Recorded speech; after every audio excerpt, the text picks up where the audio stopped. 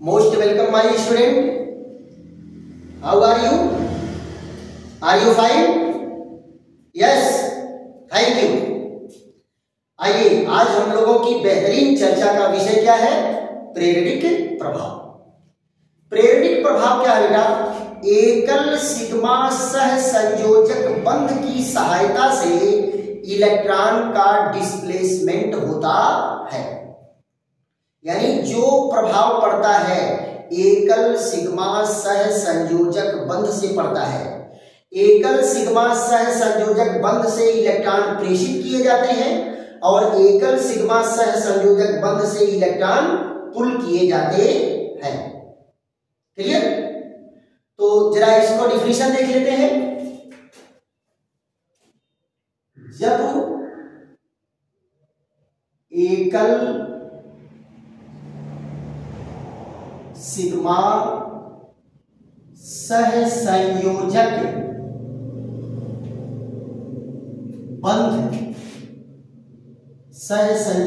बंध से इलेक्ट्रॉन प्रेषित या आकर्षित किए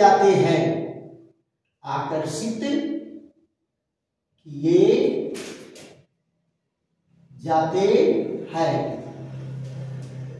तो इस प्रभाव को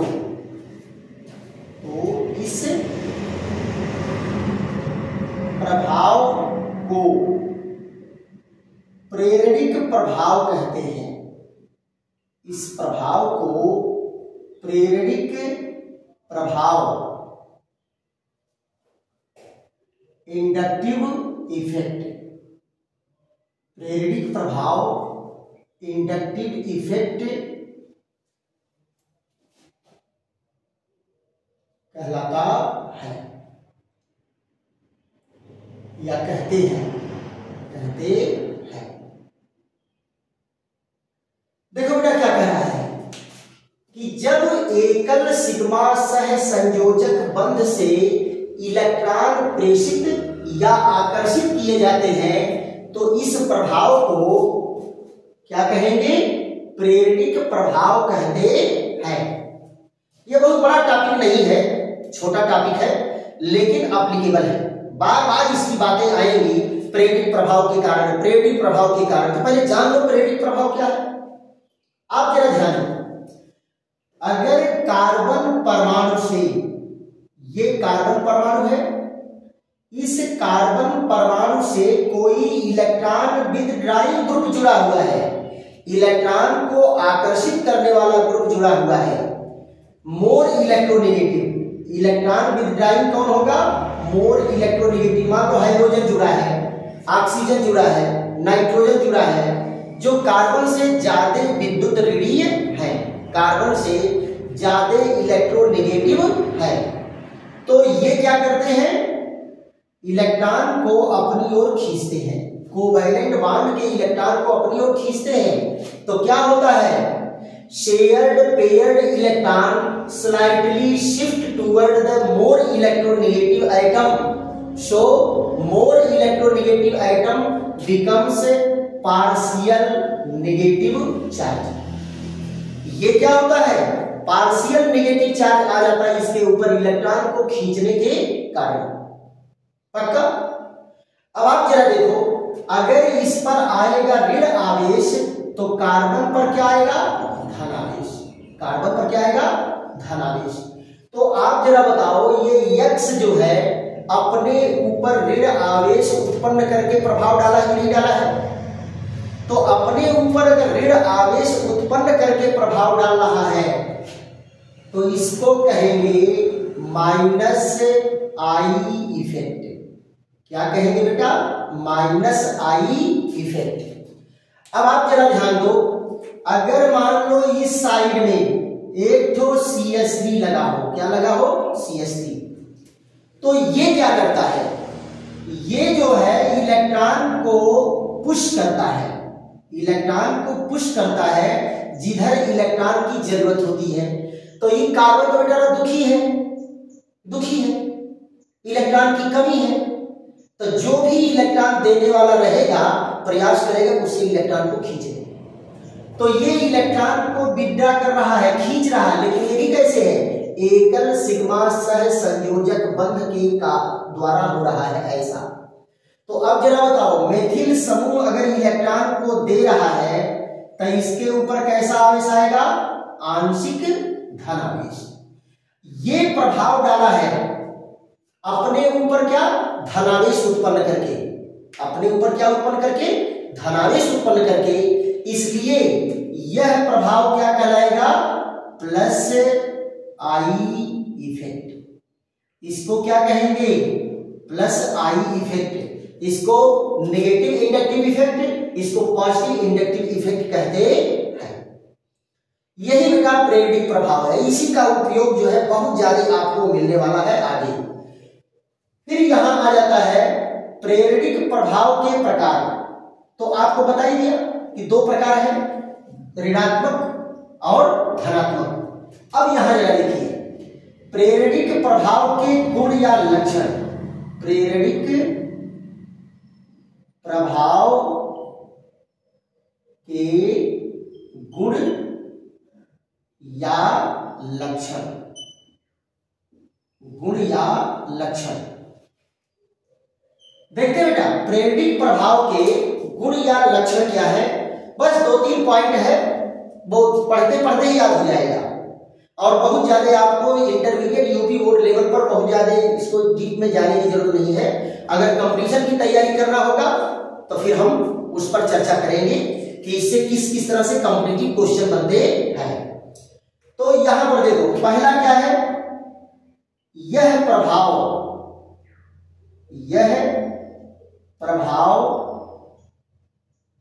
एकल सिग्मा, यह प्रभाव एकल सिग्मा सहसंयोजक बंध द्वारा होता है। यह प्रभाव बेटा क्या है? एकल सिग्मा सहसंयोजक बंध द्वारा होता है। देखो बेटा, सिंगल बॉन्ड है कि नहीं? होता है। दूसरा पॉइंट क्या कहा है कि यह एक अस्थाई प्रभाव है। अस्थाई प्रभाव है। आप जरा ध्यान दो, जब तक यक्स इससे जुड़ा रहेगा तब तक यह प्रभाव इस पर रहेगा, ये जाने वाला नहीं है, यह अस्थाई प्रभाव है। दूसरी चीज क्या है? इसका प्रभाव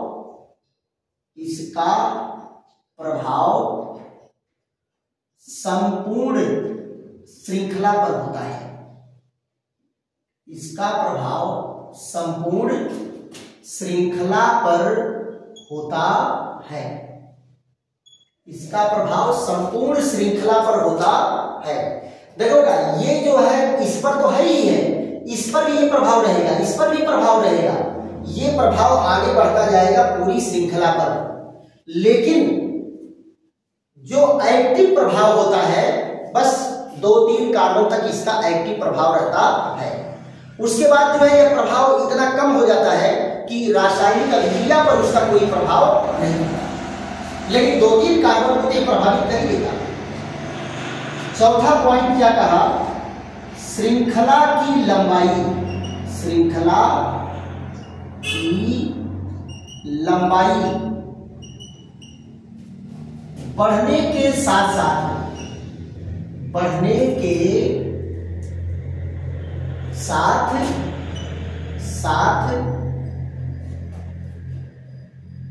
इसका प्रभाव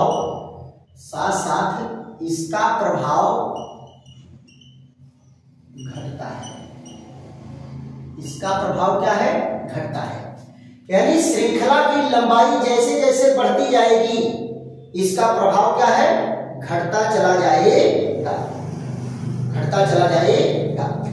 जैसे यहां देखो, ये कार्बन यहां पर यक्स जुड़ा हुआ है, फिर ये कार्बन ये कार्बन, ये कार्बन, यहां देखो ये इलेक्ट्रॉन को अपनी ओर खींच करके अपने ऊपर ऋण आवेश उत्पन्न करके प्रभाव डाला, तो इस पर मान लो कितना 50% ऋण आवेश आया। कितना ऋण आवेश है मान लो, ऐसा नहीं कि कैलकुलेटेड वैल्यू है, मैं जो वो कर रहा हूं। यहां देखो इसको कहेंगे डेल्टा पॉजिटिव, इसको डबल डेल्टा पॉजिटिव, इसको ट्रिपल डेल्टा पॉजिटिव, इसको जो है ऐसे। अब यहां देखो डेल्टा बढ़ने का मतलब नहीं है, डेल्टा बढ़ने मतलब धनावेश का मात्रा घट रहा है, इंडक्टिव प्रभाव घट रहा है। अब जरा देखो इस पर कितना प्रभाव पड़ेगा 25%, इस पर कितना प्रभाव मान लो ये घट करके ये हो गया, इसका प्रभाव कितना होगा 6.25, इसका प्रभाव कितना होगा, इसका होगा 3 यहां पर ये 3.08%। तो इसका वैल्यू क्या है, यहां घटता चला जाएगा पीछे की ओर, और जितनी लंबाई होगी पूरी लंबाई में इसका प्रभाव रहेगा, लेकिन इफेक्टिव प्रभाव कहां 1, 2, 3 कार्बन तक, यहां तक जाते बहुत कम हो जाता है, इसलिए अभिक्रिया पर प्रभाव नहीं पड़ता। तो ये हम लोग क्या पढ़ लिए कि इंडक्टिव प्रभाव क्या है। इंडक्टिव प्रभाव दो प्रकार का होता है, अगर परमाणु या परमाणु समूह अपने ऊपर धनावेश उत्पन्न करके प्रभाव डाला तो धनात्मक का ही प्रभाव, अपने ऊपर ऋण आवेश उत्पन्न करके प्रभाव डाला तो ऋणात्मक इंडक्टिव इफेक्ट पड़ता है। और इनके ये प्रभाव है, गुण है, लक्षण है, राइट। चलिए इसके बाद एक और बेहतरीन छोटा सा टॉपिक है, बेहतरीन छोटा सा टॉपिक है हाइपर कंजुगेशन। हाइपर कंजुगेशन ये भी बहुत ज्यादा इंपॉर्टेंट है और आपको जानना ही चाहिए कि हाइपर कंजुगेशन क्या होता है। फट से इसका स्क्रीनशॉट ले लीजिए। तो चलिए अब चर्चा हम लोगों का किस पर चलेगा, हाइपर कंजुगेशन। देखो बेटा हाइपर कंजुगेशन भी एकल सिग्मा सह संयोजक बंध द्वारा पड़ता है, लेकिन इसका प्रभाव किसके ऊपर पड़ता है, अल्फा हाइड्रोजन परमाणु पर। इसका प्रभाव किस पर पड़ता है, अल्फा हाइड्रोजन परमाणु पर पड़ता है, और ये कार्बोनियम आयन के अस्थायित्व को, मुक्त मूलक के अस्थायित्व को ये प्रभावित करता है। तो सबसे हम लोग चर्चा किस पर करेंगे, हाइपर कंजुगेशन। इसको अंग्रेजी हिंदी में कहते हैं अति संयुग्मन। अति संयुग्मन, अति संयुग्मन ये अंग्रेजी में क्या कहेंगे, हाइपर कंजुगेशन। हाइपर कंजुगेशन, अति संयुग्मन, हाइपर कंजुगेशन। ध्यान दो बेटा, हाइपर कंजुगेशन किस पर पड़ेगा, कार्बोनियम आयन पर, मुक्त मूलक पर, और अगर मान लो कोई कॉन्जुगेट चेन जुड़ी हुई हो, एल्कीन हो, तो एल्कीन पर भी इसका प्रभाव पड़ता है। लेकिन किस पर पड़ेगा, यह प्रभाव अल्फा हाइड्रोजन पर पड़ता है। यह प्रभाव किस पर पड़ता है, अल्फा हाइड्रोजन पर। तो यहां देखिए यदि धनावेश या इलेक्ट्रॉन इसका मुक्त मूलक का, मुक्त मूलक का अल्फा हाइड्रोजन पर, अल्फा हाइड्रोजन पर एकल सिग्मा सह संयोजक बंध द्वारा स्थानांतरित होता है।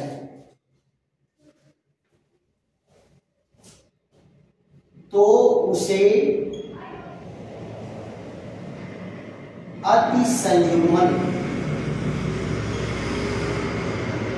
अतिसंयुग्मन कहते हैं, अतिसंयुग्मन कहते हैं। देखो बेटा क्या कहा, यदि धनावेश या इलेक्ट्रॉन अल्फा हाइड्रोजन पर एकल सिग्मा सह संयोजक बंध द्वारा स्थानांतरित होता है तो उसे अतिसंयुग्मन कहते हैं। आइए एक बेहतरीन एग्जांपल के साथ आप लोगों को समझा देते हैं। ये देखो, ये है कार्बोनियम आयन। कौन है बेटा? Carbonium ion. कार्बोनियम आयन का धनावेश है और इससे जुड़ा हुआ कार्बन क्या है? Alpha carbon. कौन सा कार्बन है? Alpha carbon. ये देखो, कार्बोनियम आयन के कार्बन परमाणु से जुड़े हुए अल्फा कार्बन के हाइड्रोजन क्या है? अल्फा हाइड्रोजन कहलाते हैं। देखो बेटा, इस धनावेश के कारण ये इलेक्ट्रॉन को खींच रहे हैं, लेकिन होता क्या है, प्रेरणिक प्रभाव तो मान लो थोड़ा बहुत पड़ रहा है, पड़ रहा है, लेकिन इससे ज्यादा प्रभाव किसका पड़ेगा? अतिसंयुग्मन का। देखो बेटा, इनके पास इलेक्ट्रॉन की कमी है और यहाँ कार्बन हाइड्रोजन के बीच में इलेक्ट्रॉन है और ये हाइड्रोजन क्या है? मोर एक्टिव हाइड्रोजन होता है। आप जरा ध्यान दो, ये क्या करता है? इसके इलेक्ट्रॉन को लेकर के डबल बॉन्ड बना देता है। तो इसकी रचना कैसे हो जाती है? इस तरह से। अब ये कार्बन का धनावेश कहां गया? हाइड्रोजन पर। कार्बन का धनावेश कहां गया? हाइड्रोजन पर। अब आप कहेंगे कि हाइड्रोजन तो अब जा सकता है, लेकिन जाने के पहले ये कहे भाई जा मत, तू अपन इलेक्ट्रॉन ले लो। ये अपना इलेक्ट्रॉन फिर वापस लेकर के इस कंडीशन में आ जाता है। तो जैसे एक हाइड्रोजन से इलेक्ट्रॉन लिया, वैसे ये इससे भी तो लेगा, इससे लेगा तो ये रचना बनेगी। तो कौन सी रचना हो गई? Carbon to carbon double bond.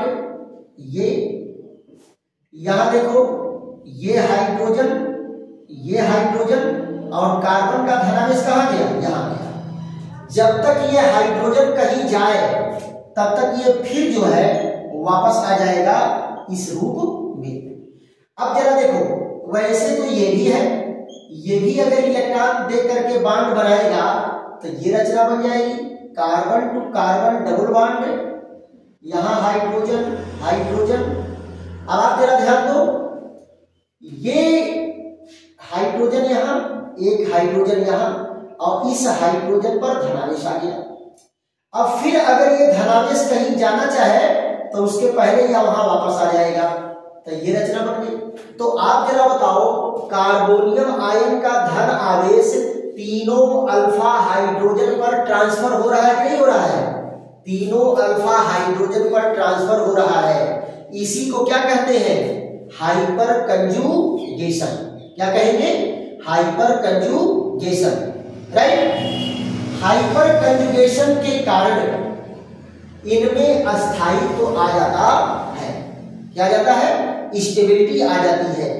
और जितना अल्फा हाइड्रोजन ज्यादा होगा, हाइपर कंजुगेशन उतने ज्यादा होगा। तो यहां तो तीन ही हाइड्रोजन पर दिखाया गया है। मान लो इस हाइड्रोजन पर भी CH3 लगा हो, इस हाइड्रोजन पर भी CH3 लगा हो, तो ऐसे कंडीशन में हाइपर कंजुगेशन की संख्या बढ़ जाती है। तो ये प्रोसेस क्या है? Hyper conjugation.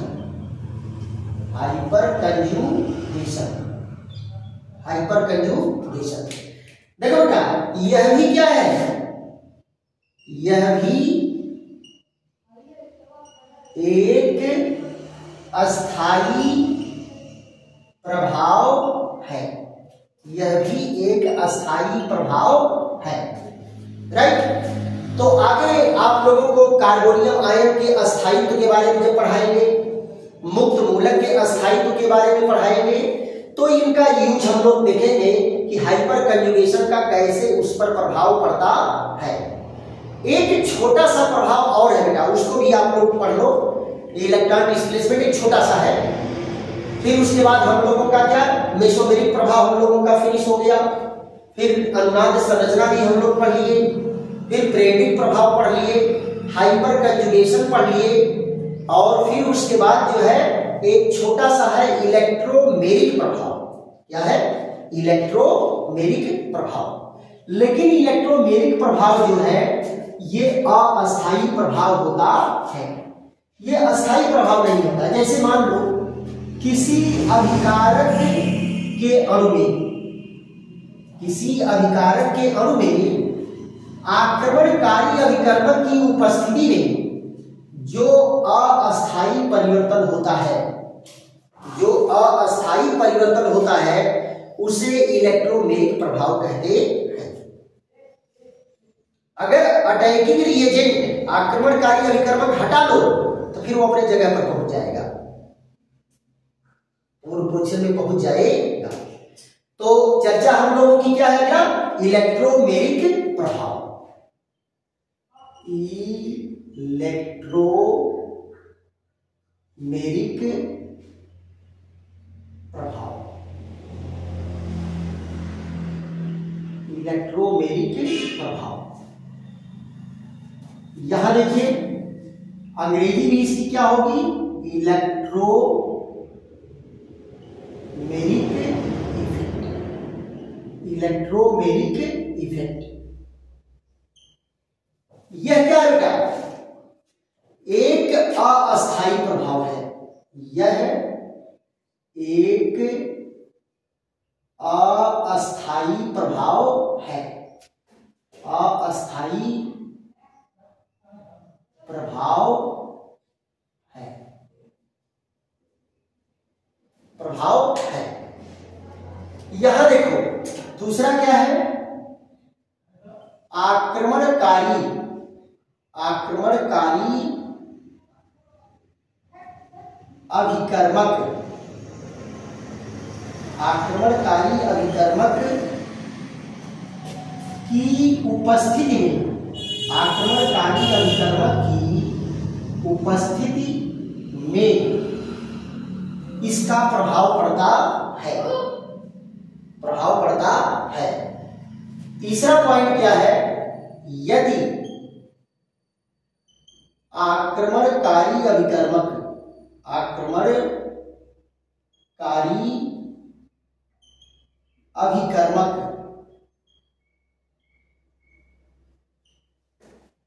हटा ले, हटा ले तो यह प्रभाव समाप्त हो जाता है,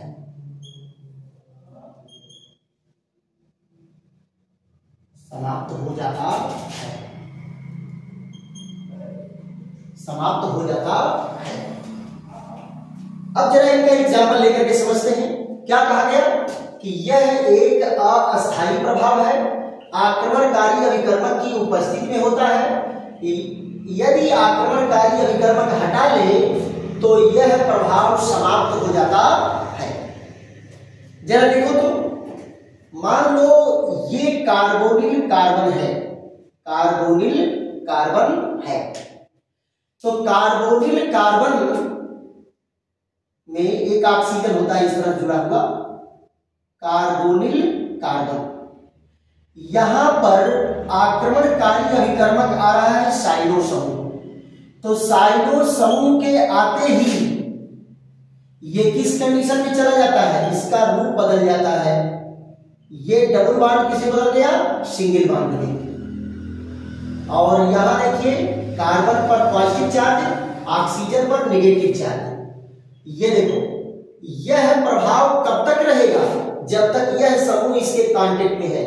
जैसे ही इसको हटाए फिर ये अपने पूर्व पोजीशन में चला जाएगा।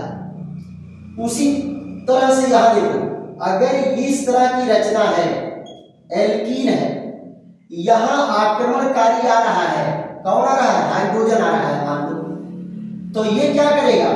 ये भी इलेक्ट्रॉन को एक कार्बन पर ट्रांसफर कर देता है, तो यहां देखो इस पर क्या आ गया, ऋण आवेश, इस पर क्या आ गया, धन आवेश।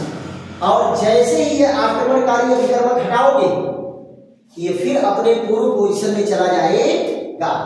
तो इसी प्रभाव को क्या कहते हैं, इलेक्ट्रोमेरिक प्रभाव, इलेक्ट्रोमेरिक प्रभाव, राइट। तो इन सारे पॉइंटों को आप लोग याद कर डालिए, आगे यही सब प्रयोग में आएंगे। इसी के साथ आज का ये पीरियड ओवर होता है। और बेहतरीन अगर आपको लग रहा है तो लाइक शेयर और सब्सक्राइब करिए, और फिर अगले वीडियो में मिलते हैं ऐसे ही अच्छे अच्छे टॉपिक के साथ। Thank you.